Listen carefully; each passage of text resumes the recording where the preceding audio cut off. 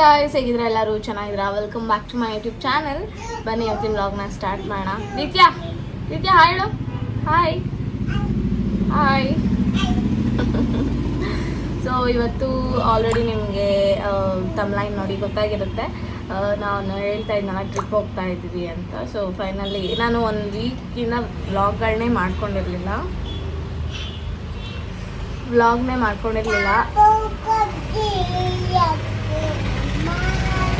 ಆಗಿದೆ ಇದೆಲ್ಲ.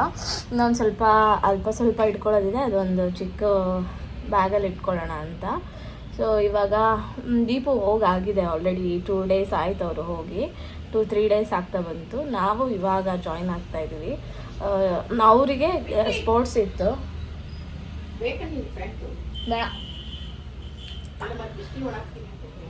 ಬೇಡ ನನಗದು. ಹೋಗಿದ್ರು.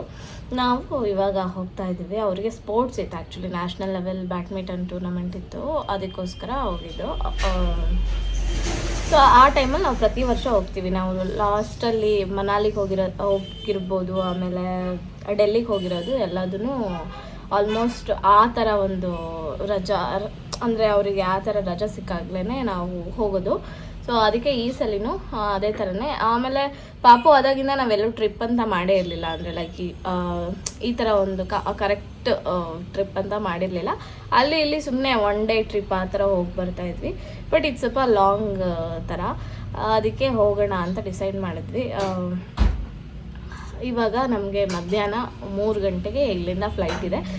ನಾನು ಆ್ಯಕ್ಚುಲಿ ಬೆಂಗಳೂರಿಂದ ಫ್ಲೈಟಿಗೆ ಹೋಗೋಣ ಅಂತ ಇಷ್ಟ ಆಯಿತು. ಯಾಕೆಂದರೆ ನಮ್ಮ ಅಪ್ಪ ಅಮ್ಮ ಇಬ್ಬರೂ ನೋಡಿಲ್ಲ ಏರ್ಪೋರ್ಟು, ಬೆಂಗಳೂರು ಏರ್ಪೋರ್ಟು, ಮತ್ತು ಅವ್ರದ್ದು ಫಸ್ಟ್ ಇದು ಫ್ಲೈಟು. ಅದಕ್ಕೆ ಸ್ವಲ್ಪ ಚೆನ್ನಾಗಿರೋದು. ದೊಡ್ಡ ಅಲ್ಲಿ ಬೆಂಗಳೂರಿಂದ ಎಲ್ಲ ಆದರೆ ತುಂಬ ದೊಡ್ಡ ಫ್ಲೈಟ್ ಇರುತ್ತೆ. ಆಮೇಲೆ ಏರ್ಪೋರ್ಟ್ ತುಂಬ ಚೆನ್ನಾಗಿದೆ.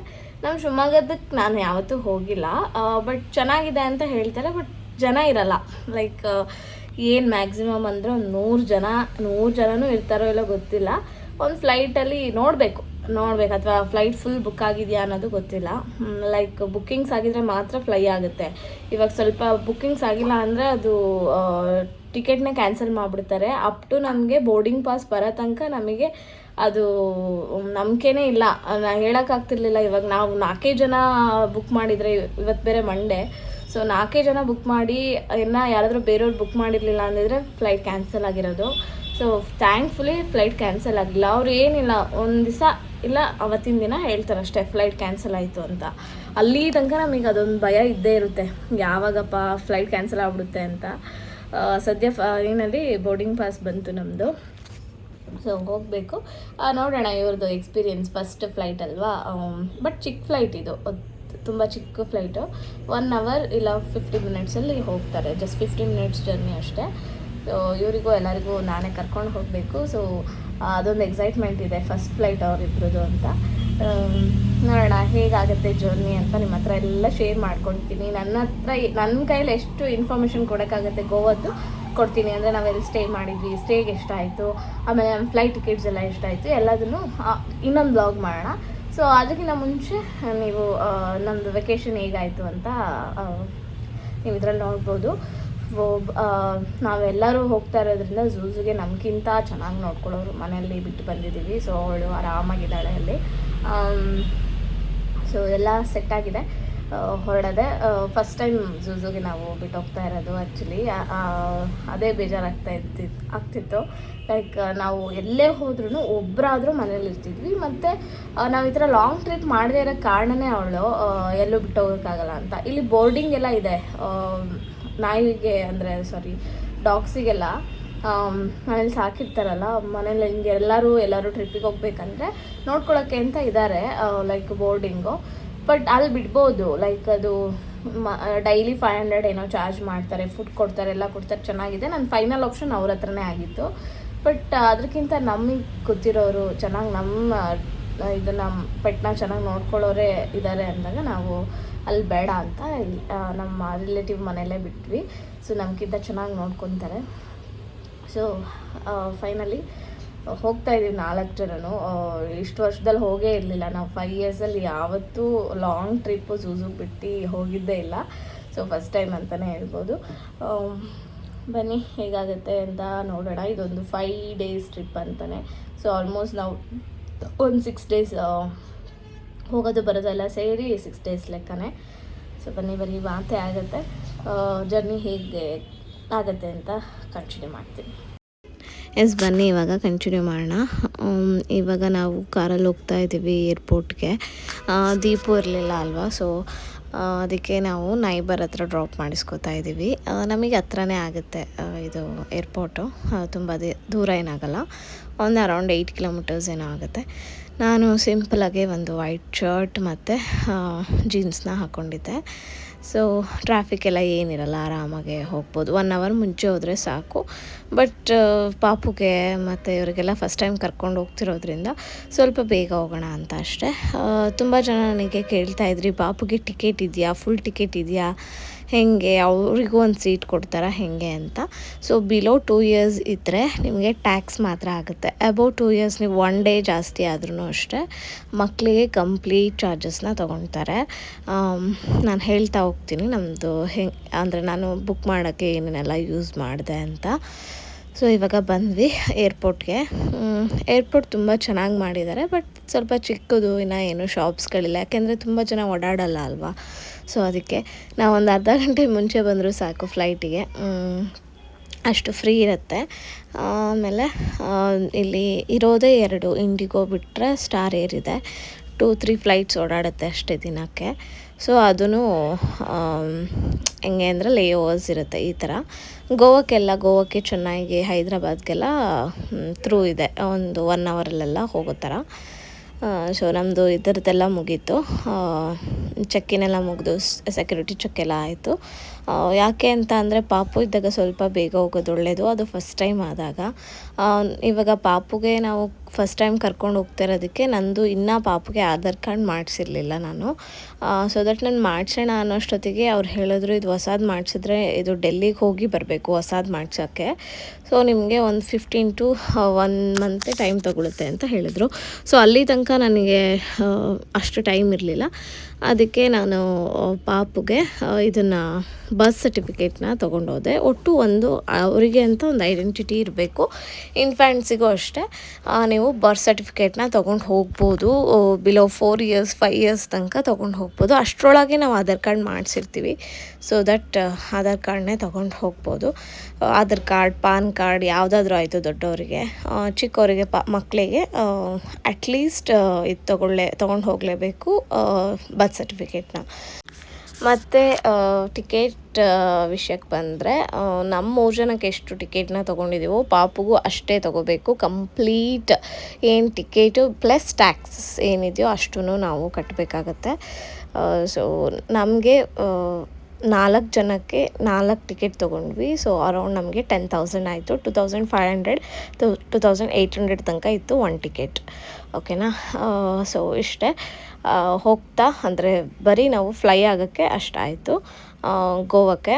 ಬಟ್ ಜರ್ನಿ ಮಾತ್ರ ತುಂಬ ಚೆನ್ನಾಗಿತ್ತು. ಪಾಪು ಹೋಗಿದ ತಕ್ಷಣ ಮಲ್ಕೊಂಡ್ಬಿಟ್ಲು. ಆ್ಯಂಡ್ ಅದನ್ನು ಅವಳು ಮಲ್ಕೊಳ್ಳೋ ಟೈಮೇ ಅದು, ಆಯಿತಾ. ನಾವು ಸ್ವಲ್ಪ ಪ್ಯಾನಿಕ್ ಆಗಿದೆ, ಹಿಂಗೆ ಮಾಡ್ತಾಳು ಟೇಕ್ ಆಫ್ ಆಗಬೇಕಾದ್ರೆ ಅಂತ. ಆ್ಯಕ್ಚುಲಿ ಅವಳು ಟೇಕ್ ಆಫ್ ಆಗಬೇಕಾದ್ರೆ ನಗಾಡ್ತಾ ಇದ್ಲು. ನಾನು ವೀಡಿಯೋ ತೊಗೊಳಕ್ಕಾಗಿಲ್ಲ, ಯಾಕೆಂದರೆ ಆ ಭಯ ಇತ್ತು ನನಗೆ, ಇವಳು ಎಲ್ಲಿ ಬೆಲ್ಟ್ ಬಿಚ್ಚಬೇಕು ಅಂತಾಳೆ ಅಂತ ಎಲ್ಲ. ಸೊ ನಾವು ಟೆನಿಕಾಸ್ ಫ್ಲೈ ಆಗಬೇಕಾದ್ರೆ ಬೆಲ್ಟ್ ಎಲ್ಲ ಬಿಚ್ಚಂಗಿಲ್ವಲ್ಲ. ಸೊ ಅದಕ್ಕೆ ನನಗೆ ಅದೊಂದು ಭಯ ಇತ್ತು. ಆಮೇಲೆ ನೋಡಿದ್ರೆ ಅವಳೇ ಮಲ್ಕೊಂಡ್ಳು. ಸೊ ಆರಾಮಾಗಿ ಅಂದರೆ ಫ್ರೀ ಇತ್ತು ಫ್ಲೈಟು, ಫುಲ್ಲಾಗಿರಲಿಲ್ಲ. ತುಂಬ ಇನ್ನೂ ಒಂದು 10-20 ಸೀಟ್ಸು ಖಾಲಿ ಇತ್ತು. ಆರಾಮಾಗಿ ನೀವು ಎಲ್ಲಿ ಬೇಕಾದರೂ ಕೂತ್ಕೋಬೋದು. ಸೊ ದಟ್ ಪಾಪಗೆ ಒಂದು ಸೀಟಲ್ಲಿ ಮಲಗಿಸ್ಬಿಟ್ಟಿದ್ವಿ. ನಾನು ಆರಾಮಾಗಿ ಕೂತಿದ್ದೆ. ನನಗೆ ಇದು 2-3 ಸಲ ಹೋಗಿರೋದ್ರಿಂದ ನನಗೇನು ವಿಂಡೋ ಸೀಟೇ ಬೇಕು ಅನ್ನೋದೇನು ಮ್ಯಾಂಡೇಟರಿ ಇರಲಿಲ್ಲ. ಸೊ ಅಮ್ಮಂಗೆ ಡ್ಯಾಡಿಗೆ ವಿಂಡೋ ಸೀಟ್ ಮಾಡಿದ್ವಿ. ಅವರಿಬ್ಬರು ಚೆನ್ನಾಗಿ ಎಂಜಾಯ್ ಮಾಡಿದ್ರು. ಅದಂಗೆ ಫಸ್ಟ್ ಟೈಮ್ ಹೋಗಿದ್ವಿ 2-3 ಸತಿ ಅಂದರೆ ಅದು ಇನ್ನೊಂದು ಸಲ ಹೋಗ್ಬೇಕಾದ್ರೆ ಏನು ಎಕ್ಸೈಟ್ಮೆಂಟ್ ಇರೋಲ್ಲ. ಇದು ಫ್ಲೈಟಲ್ಲಿ ಹೋಗ್ತಾಯಿದ್ದೀವಿ ಅಂದರೆ. ಸೊ ಕೆಲವೊಂದು ಕಡೆ ವೀಡಿಯೋ ಮಾಡ್ಕೊಳಂಗಿರಲ್ಲ, ಸೊ ಮಾಡ್ಕೊಂಡಿಲ್ಲ ನಾನು. ಆಮೇಲೆ ನಾವು ವಿತಿನ್ 45 minutesಲ್ಲಿ ಬಂದುಬಿಟ್ವಿ. ಲ್ಯಾಂಡಿಂಗ್ ಎರಡೂ ಹೇಳ್ತಾ ಇರೋದು. ಸೊ ಜಸ್ಟ್ 40 to 45 minutes ಒಳಗೆ ಬಂದುಬಿಟ್ವಿ. ನಮಗೆ ಬಂದಿದ್ದು ಹೋಗಿದ್ದು ಗೊತ್ತೇ ಆಗಲಿಲ್ಲ. ಸೊ ಅಷ್ಟು ಈಸಿಯಾಗಿ ಬಂದ್ವಿ. ಪಾಪ ದೀಪು 9 hours ಜರ್ನಿ ಮಾಡ್ಕೊಂಡು ಕಾರಲ್ಲಿ ಹೋದರು ಅವರು. ಅದಕ್ಕೆ ನಮ್ಮ ಜೊತೆ ರಿಟರ್ನ್ ಬರಬೇಕಾದ್ರೆ ಫ್ಲೈಟಲ್ಲೇ ಬಂದರು ಅವರು. ಸೊ ರಿಟರ್ನ್ ಬರೋದೆಲ್ಲ ನಾನು ಹಾಕ್ತೀನಿ. ಸೊ ನಾವು ಬಂದು ಬ್ಯಾಗೇಜ್ ಎಲ್ಲ ಕಲೆಕ್ಟ್ ಮಾಡ್ಕೊಂಡು ಬರೋಷ್ಟೊತ್ತಿಗೆ ದೀಪು ಬಂದು ಏರ್ಪೋರ್ಟಲ್ಲಿ ವೆಯ್ಟ್ ಮಾಡ್ತಿದ್ರು ಗೋವಾದಲ್ಲಿ. ಸೊ ಅವ್ರು ಬಂದು ಪಾಪುನೆಲ್ಲ ಎತ್ಕೊಂಡ್ರು. ತುಂಬ ದಿನ ಆಗಿತ್ತು, ಒಂದು 4 ದಿವಸ ಆಗಿತ್ತು ಅವ್ರು ಹೋಗಿ. ನಾವು 4 ದಿವಸ ಬಿಟ್ಟು ಹೋಗಿದ್ದು. ಅವ್ರದ್ದು ಇದೆಲ್ಲ ಇತ್ತಂತ. ಸೊ ಅಲ್ಲಿಂದ ಹೋಗ್ತಾಯಿದ್ದೀವಿ.